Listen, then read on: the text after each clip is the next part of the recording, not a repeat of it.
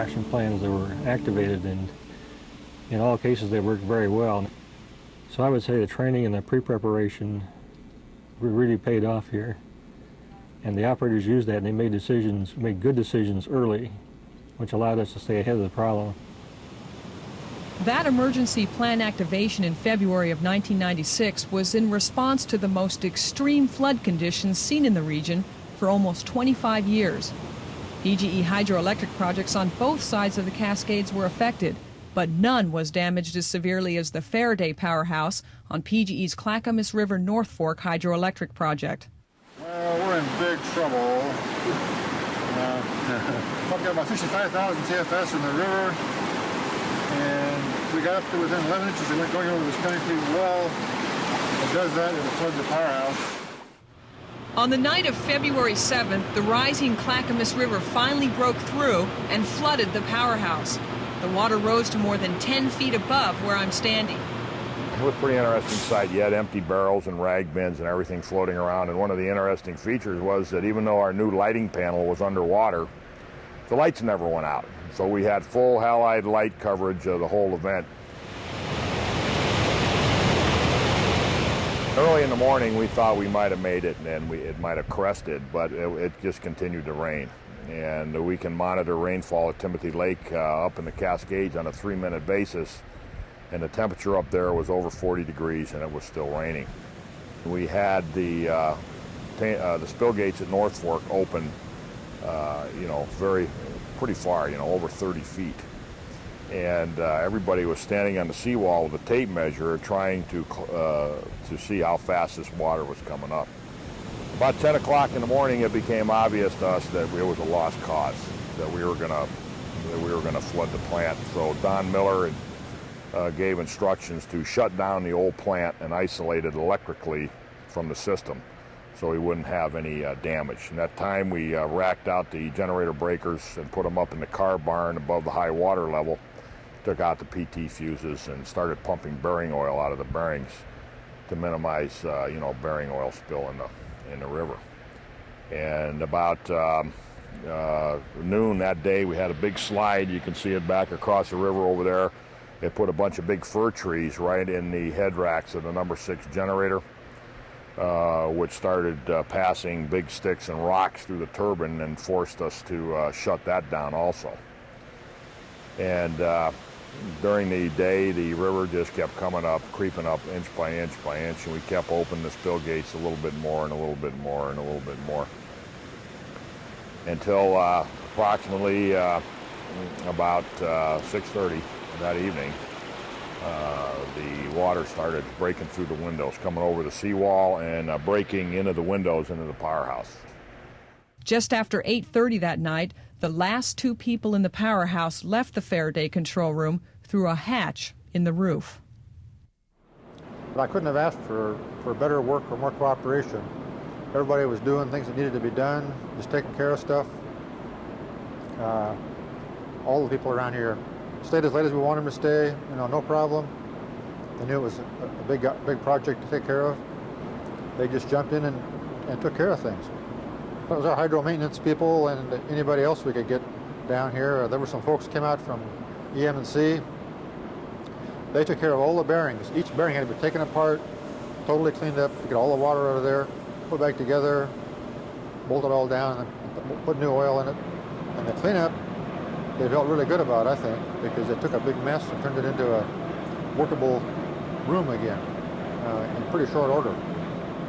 People seem to know exactly where the priorities should be and went to work. And now we're seeing that the dry out effort on the machines did not work. They had big 14-man army tents covering each generator with welding leads hooked up to the machine leads, and nothing worked. They tried to spin them and tried to throw hot air in there, and just they have to be rewired. So it's going to take a long recovery time before everything's back to normal. There's pride in the job well done, and it was a major undertaking, and we're real proud of the effort, the end result, even though we've only seen half of it. When these machines start generating again, then we'll know we're there. Upstream from the Faraday powerhouse, this fish ladder, shown here during normal flow conditions, allows passage around North Fork Dam. During the flood, huge rocks and debris from the flooding Clackamas and landslides destroyed about 100 feet of the structure near the bottom end. The latter was drained and repaired quickly between February storms. As floodwater spilled through North Fork Dam, cresting at more than 77,000 cubic feet per second, debris accumulated behind the log booms. Timber, wood debris, and other evidence of destruction washed down from countless upstream hillsides created this 20-acre log jam.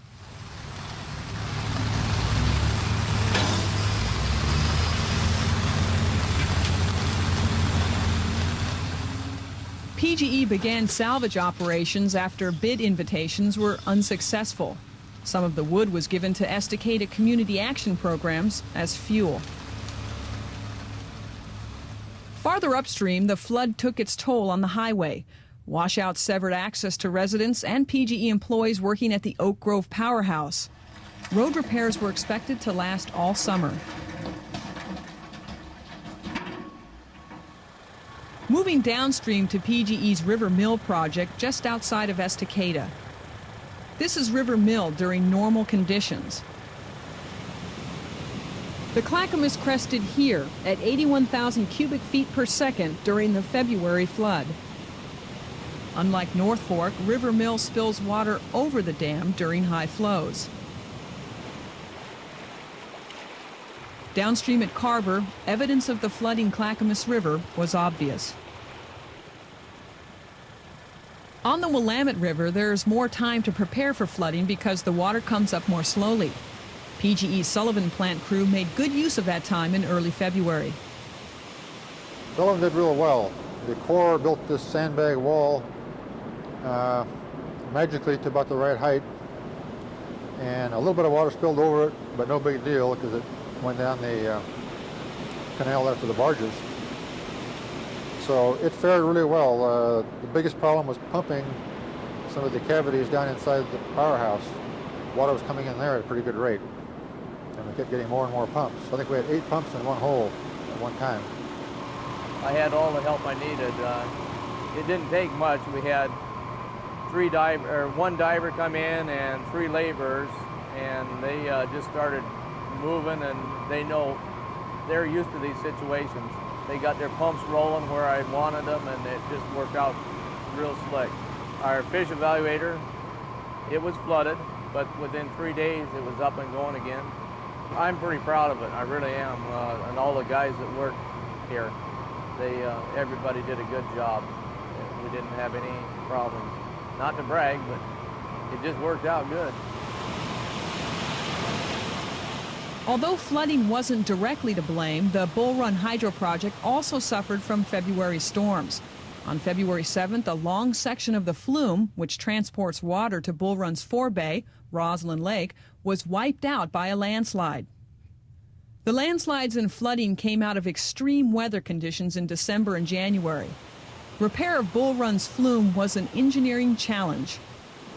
And the Flume is on a very steep hillside, and it's washed out before, and this time I picked the highest spot in the entire Flume, about 100 feet above the ground, and took out about a 100-foot section. It's been a real job to even get a basis to start from down there again, because it's all a lot of mud. You can't put it in the river, so they mixed cement with the mud and made it into kind of a building material, I guess. Little compact. Poured large footings, and now they're putting in steel supports to support the Flume structure. And when they get that done, they'll start building the Flume again to complete it. During the flood event in February, the Bull Run Flume damage is a typical example of the support that we get from the Generation Transmission and Engineering Group. Both during the flood event and immediately afterwards, they were very instrumental in helping us to minimize the damage to the plants and to make a quick recovery. Within 24 hours, they were on site redesigning the damaged flume that had washed out, and we couldn't have done it without their assistance. They were really a big help. River basin flooding east of the Cascades also affected PGE hydro projects. We tried to absorb as much water into the reservoir and slowly bring up the lower river to protect the safety of the people downstream. And at some point in time, we filled the reservoir up, and we had more flow coming into the reservoir than we could generate with, so we finally had to start spilling. The interesting thing about that, however, is this is only the third time in the history of the project that we have spilled due to high flows. When the flows actually hit 15,000 CFS out of the re-rig, we had to formally activate our emergency action plan, although in reality we had really activated it much earlier to keep people informed and tell them what was occurring in the Deschutes River. Well, the major impact, of course, was a lot of woody debris came down from small limbs off trees to the entire tree, and it was dispersed through the entire reservoir system. We worked with the Confederated Tribes of Warm Springs to use some of the material to anchor to the shoreline with cable to create some habitat for fish. I think you can give the PG Hydro projects very high marks on how we accommodated in passing the flood of 1996. And I think you'll also find that the Federal Energy Regulatory Commission also gave us high marks on the way we handle ourselves, kept them informed, and of course the actual routing of the flood through the projects. River flooding is natural, but as we've seen, high water flows profoundly affect hydroelectric operations and can dramatically change our everyday lives.